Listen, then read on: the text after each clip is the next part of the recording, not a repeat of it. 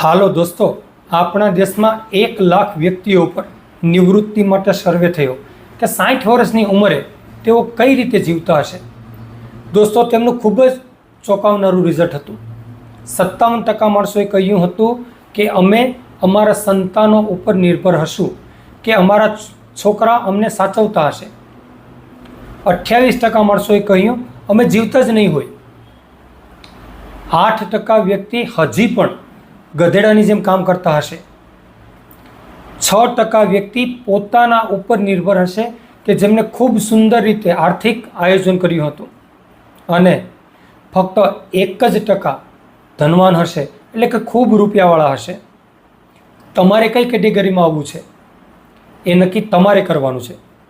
1 crore retirement fund સાથે આનંદ કરતા નિવૃત્ત થવું છે, કે પછી કામ કરતા રહેવું છે. વધારે માહિતી માટે આપ નીચે આપેલ નંબર પર સંપર્ક કરી શકો છો. ધન્યવાદ.